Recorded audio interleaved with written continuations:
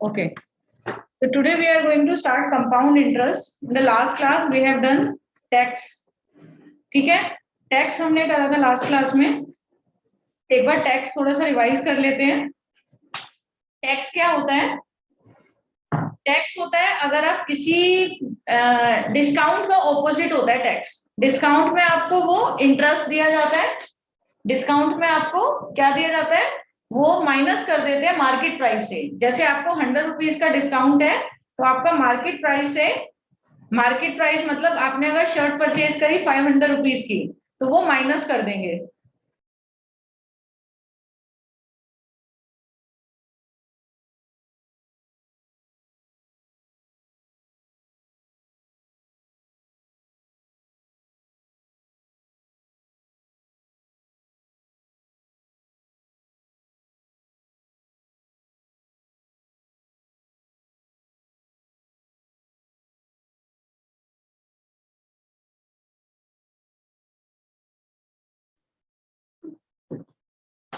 ठीक है, तो डिस्काउंट में आप वो माइनस कर देते हो. जैसे अगर आपने 500 रुपीज की शर्ट परचेज करी जिसका मार्केट प्राइस है 500, तो वो आप माइनस कर दोगे 100 से.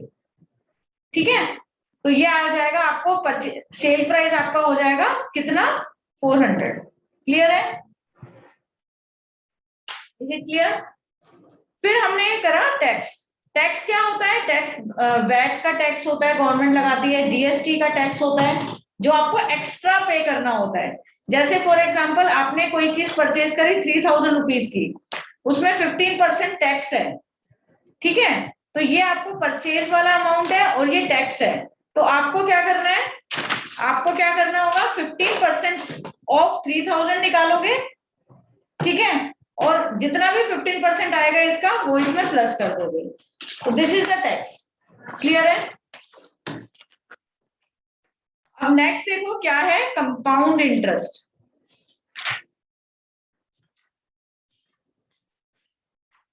कंपाउंड इंटरेस्ट में क्या होता है बच्चों?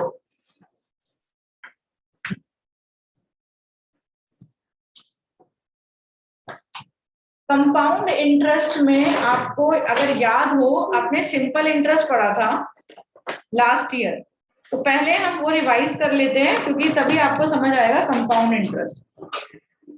सिंपल इंटरेस्ट में अगर आपने किसी से या बैंक से लोन लिया 5 लाख रुपीस का बैंक से लोन लिया, तो ये तो हो गया प्रिंसिपल. क्या हो जाता है? ये प्रिंसिपल. जितने पैसे आपने किसी से भी उधार लिए दैट इज प्रिंसिपल. अब कोई भी अगर आपको लोन देता है या उधार देता है वो उस पर ब्याज चढ़ाता है या फिर उस पर रेट ऑफ इंटरेस्ट जिसको बोला जाता है इंटरेस्ट लेता है. तो हर एक बैंक का भी, आप बैंक पे लोन लोगे तो आपको 5% इंटरेस्ट या इतना पे करना होगा. होम लोन भी लेते हो आपको उतना एक्स्ट्रा पे करना होता है इंटरेस्ट. नहीं तो ऐसे कोई आपको उधार नहीं देगा, आपको कोई बोरो नहीं कर पाओगे आप कहीं से, आपको उसको इंटरेस्ट देना होगा. तो 5% मान लो इंटरेस्ट हो गया, रेट ऑफ इंटरेस्ट. टी होता है क्या? टाइम. कितने टाइम पीरियड के बाद आपको उसको वापस देने हैं पैसे. मान लो आपने किसी से 5 लाख रुपीज लिए और आपने बोला मैं 2 साल बाद वापस कर दूंगा और 5% इंटरेस्ट भी दे दूंगा. तो वो हो गया 5% इंटरेस्ट. और 2 साल बाद आप वापस करोगे तो 2 इयर्स तक आप अपने पैसे अपने पास रखोगे 5 लाख रुपीज. 2 इयर्स के बाद आप 5 लाख रुपीज तो दोगे ही दोगे उसको, प्लस 5% का इंटरेस्ट भी दोगे. बात समझ आ गई? तो आपको उसको कितने रुपए का फायदा हुआ ये तो परसेंटेज में आपको गिवन है. लेकिन आपसे अगर पूछा जाए मनी अमाउंट बताओ कि कितने पैसे आप उसको एक्स्ट्रा दोगे, तो उसका फॉर्मूला होता है, सिंपल इंटरेस्ट बोला जाता है उसको, जिसका फॉर्मूला होता है P into R into T upon में 100. प्रिंसिपल हो गया 5 lakh into rate into time upon में 100. रेट ऑफ इंटरेस्ट 5 है, टाइम हो गया 2, तो ये आ जाएगा 50,000 रुपीज. क्लियर है? तो 50,000 आप उसको एक्स्ट्रा दोगे.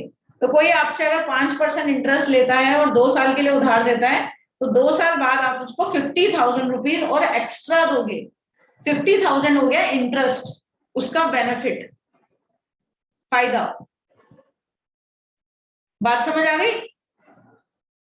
तो आप इंटरेस्ट कितना दोगे? 50,000।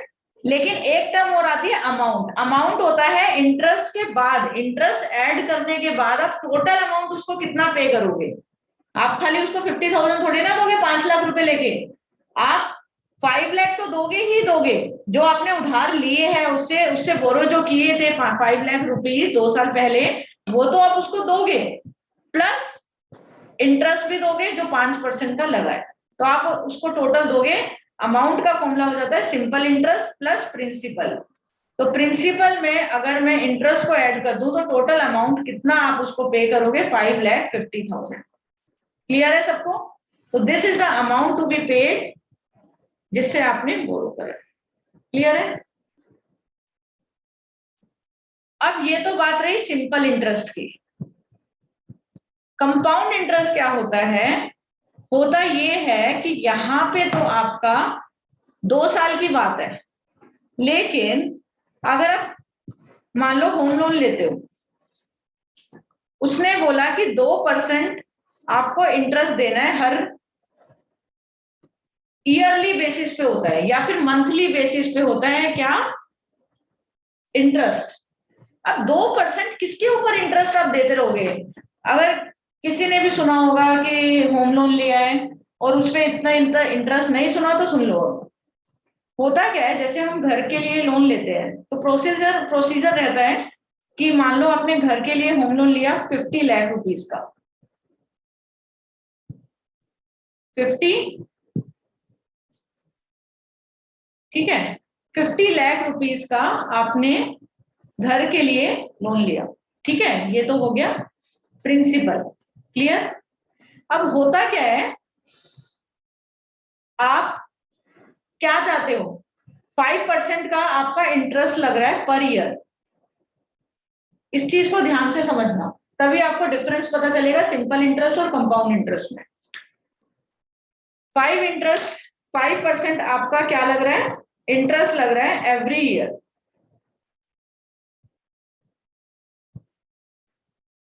क्लियर?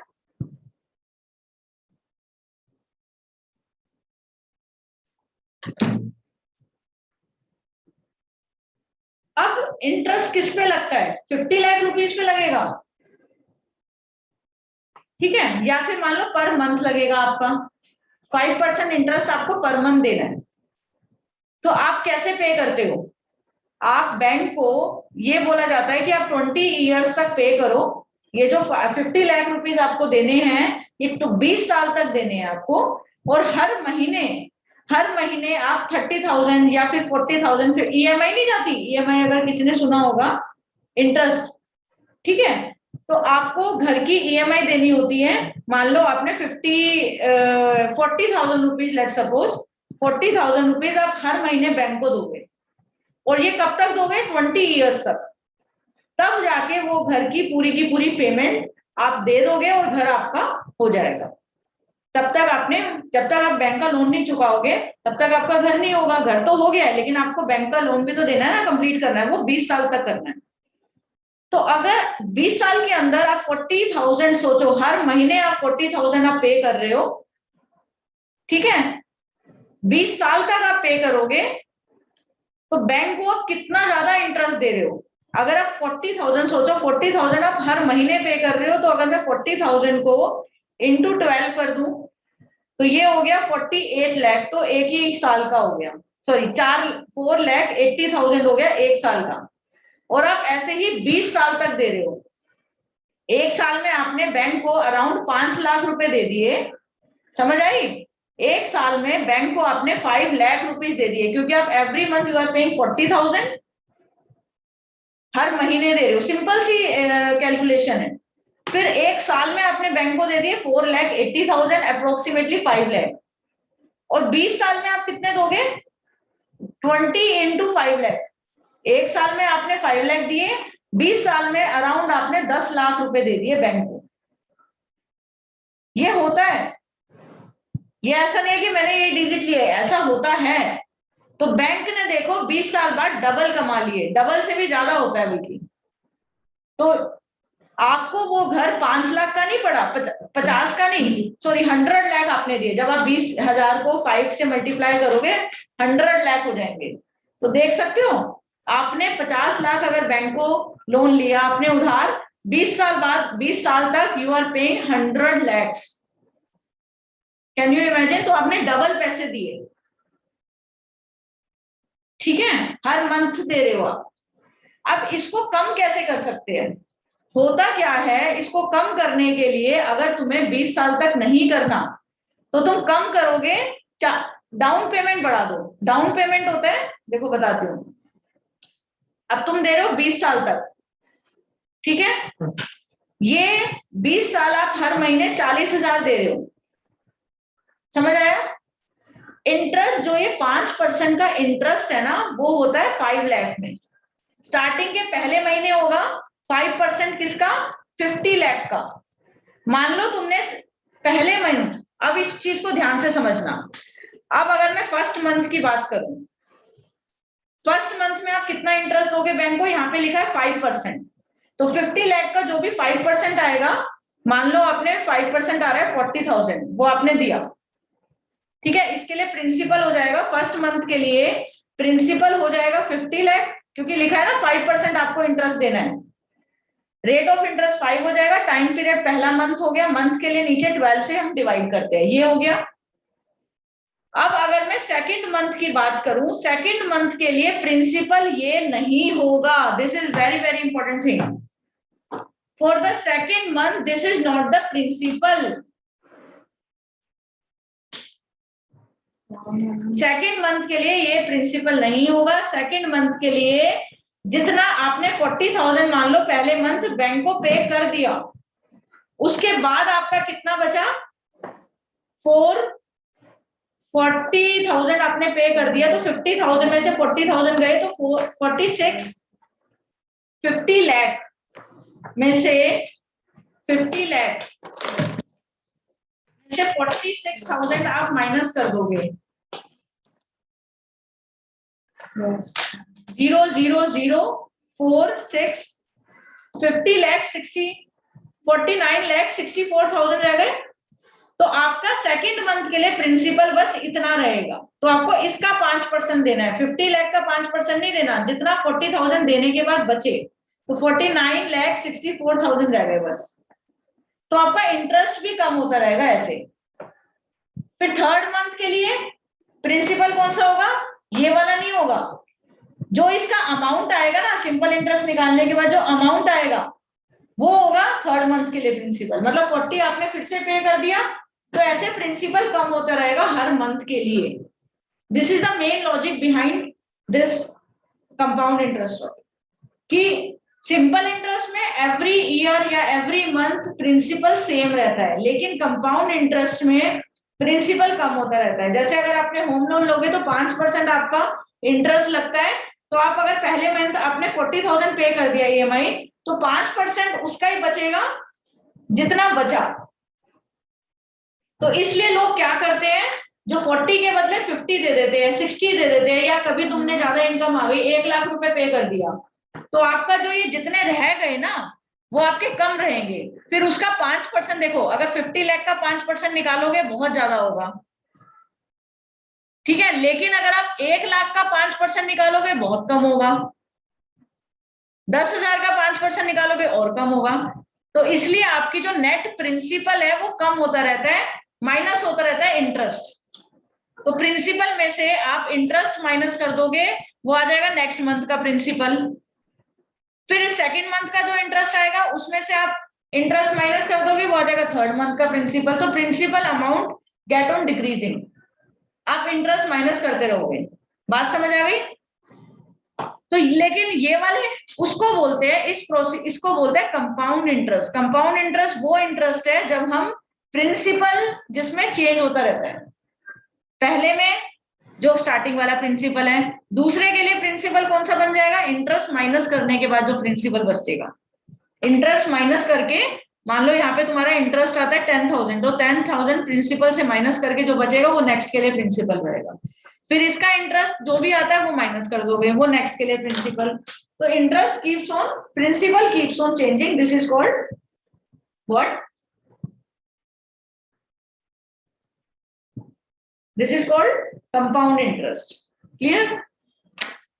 लेकिन this is very very long process. अगर आप ऐसे करते हो, आपसे पूछा जाए 6 महीने तक का या 6 साल का कंपाउंड इंटरेस्ट निकालो, तो आपको तो बहुत टाइम लग जाएगा. पहले के लिए सिंपल इंटरेस्ट निकालोगे, फिर उसको माइनस करोगे दूसरे महीने, फिर तीसरे महीना, फिर चौथा, पांचवा, क्योंकि प्रिंसिपल चेंज है. तो आप एक बार में नहीं निकाल सकते हो. सिंपल इंटरेस्ट में तो सिंपल है, एक बार में टाइम की जगह 6 पुट कर दो, निकल जाएगा. लेकिन कंपाउंड इंटरेस्ट में वो आप नहीं कर सकते. तो इसलिए आपके अगर क्वेश्चन में मेंशन हो, कंपाउंडेड वर्ड मेंशन होगा, तो आप कंपाउंड इंटरेस्ट यूज करोगे. तो इसीलिए इसके लिए एक शॉर्टकट फॉर्मूला होता है, वो होता है अमाउंट निकालने का फॉर्मूला, जो होता है P इंटू, ये लिख लो सब लोग, R/100 की power n. This is the formula to calculate the amount, where A is amount, P is principal, R is rate of interest, N होता है टाइम इन ईयर्स.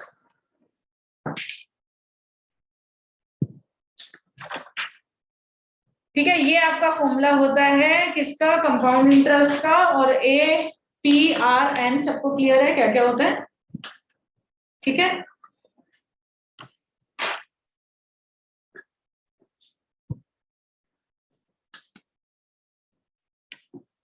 तो लेकिन इस फॉर्मूले से आपका अमाउंट निकलेगा. अगर आपसे पूछा जाए इंटरेस्ट निकालो, तो कंपाउंड इंटरेस्ट हो जाता है अमाउंट माइनस प्रिंसिपल, क्योंकि अमाउंट क्या होता है? प्रिंसिपल प्लस इंटरेस्ट होता है. तो अगर आपसे इंटरेस्ट पूछा जाएगा तो अमाउंट माइनस प्रिंसिपल हो जाता है.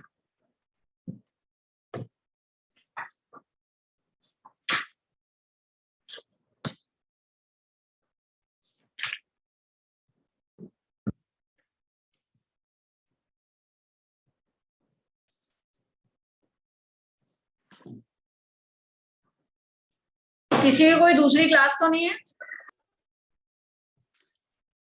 ठीक है, अब इसके बेस पे क्वेश्चन देखो. एक क्वेश्चन कैसे आता है?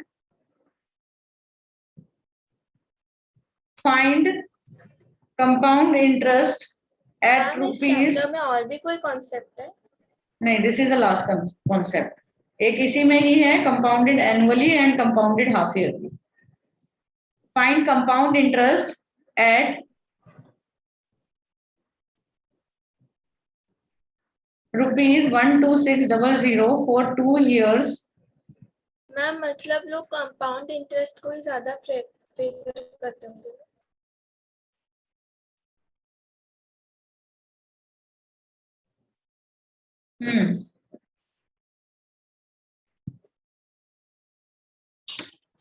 For 2 years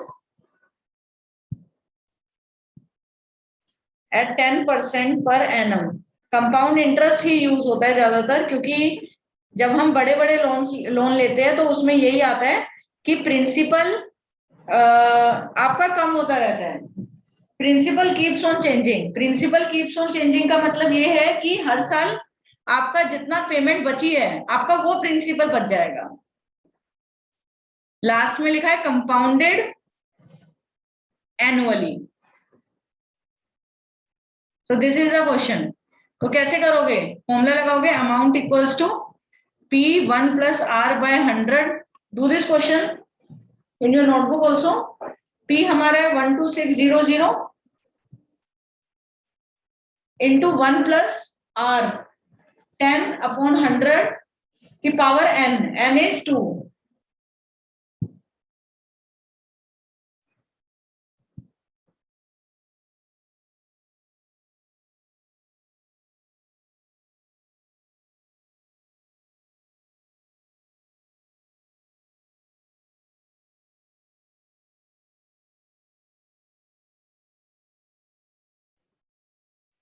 ठीक है, फिर 12600 ये कट गया. याद रखना ये इससे नहीं कट सकता. 1 प्लस 1/100 हो गया. आप एलसीएम ले लो. एलसीएम कितना आ जाएगा? 11/10. 10 प्लस 1 11 का स्क्वायर. इस चीज को ध्यान रखना. ये फ्रैक्शन है, आपने इसलिए इसको काट दिया, बीच में प्लस का साइन है तो you will take LCM. Square है तो 11 इंटू 11 नीचे आ जाएगा 10 इंटू 10, 2 जीरो से ये कट गया। अब इन सबको वैल्यू मल्टीप्लाई, कितना आएगा मल्टीप्लाई करके 1, तो ये आपका आ गया क्या अमाउंट। क्लियर? आपसे पूछा गया कंपाउंड इंटरेस्ट निकालना है, तो कंपाउंड इंटरेस्ट का फॉर्मूला होता है अमाउंट माइनस प्रिंसिपल। तो हमारा अमाउंट कितना है 15246 में से आप प्रिंसिपल को माइनस कर दोगे जो कि है 12600 and your final answer will be ₹2646. So this is how you can solve your question. Clear? Do this question. Find. कर लिया सबने? एक बार देख लो इसको कैसे करते हैं, फिर इसी के तरीके का I will ask one question.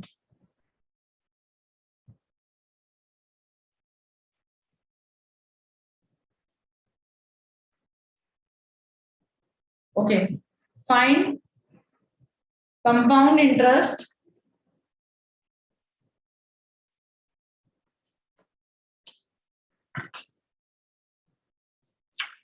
on ₹56,000 for 3 years at 10% per annum compounded annually. Do this question. Okay, ये क्वेश्चन करना। नेक्स्ट क्लास में हम लोग half yearly and semi annually and quarterly पढ़ेंगे। ओके